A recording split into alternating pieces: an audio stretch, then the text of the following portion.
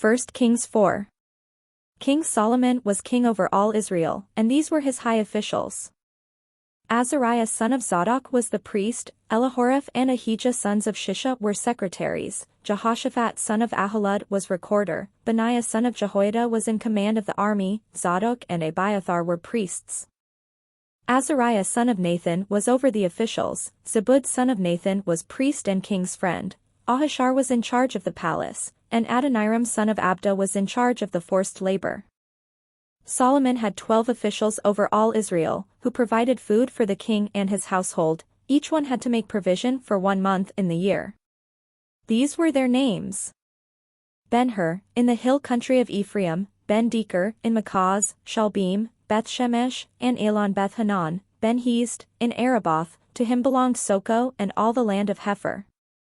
Ben-Abinadab, in all Naphath-Dor, he had Taphath, Solomon's daughter, as his wife.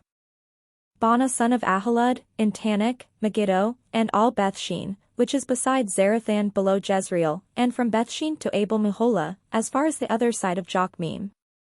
Ben-Jeber, in Ramoth-Gilead, he had the villages of Jair son of Manasseh, which are in Gilead, and he had the region of Argob, which is in Bashan, 60 great cities with walls and bronze bars. Ahinadab son of Iddo, in Mahanaim, Ahamaz, in Naphtali, he had taken Basemath, Solomon's daughter, as his wife. Bana son of Hushai, in Asher and Bealoth, Jehoshaphat son of Peruah, in Issachar, Shimi son of Elah, in Benjamin, Jeber son of Uri, in the land of Gilead, the country of King Sihon of the Amorites and of King Og of Bashan.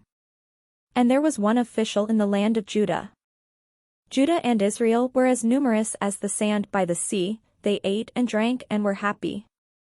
Solomon was sovereign over all the kingdoms from the Euphrates to the land of the Philistines, even to the border of Egypt. They brought tribute and served Solomon all the days of his life. Solomon's provision for 1 day was 30 cors of choice flour, and 60 cors of meal, 10 fat oxen, and 20 pasture-fed cattle, 100 sheep, besides deer, gazelles, roebucks, and fatted fowl. For he had dominion over all the region west of the Euphrates from Tiphsah to Gaza, over all the kings west of the Euphrates, and he had peace on all sides. During Solomon's lifetime Judah and Israel lived in safety, from Dan even to Beersheba, all of them under their vines and fig trees. Solomon also had 40,000 stalls of horses for his chariots, and 12,000 horsemen.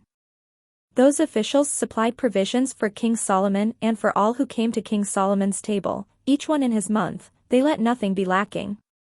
They also brought to the required place barley and straw for the horses and swift steeds, each according to his charge. God gave Solomon very great wisdom, discernment, and breadth of understanding as vast as the sand on the seashore, so that Solomon's wisdom surpassed the wisdom of all the people of the East, and all the wisdom of Egypt. He was wiser than anyone else, wiser than Ethan the Ezrahite, and Heman, Calcol, and Darda, children of Mahal. His fame spread throughout all the surrounding nations. He composed 3,000 proverbs, and his songs numbered 1,005. He would speak of trees, from the cedar that is in the Lebanon to the hyssop that grows in the wall. He would speak of animals, and birds, and reptiles, and fish. People came from all the nations to hear the wisdom of Solomon. They came from all the kings of the earth who had heard of his wisdom.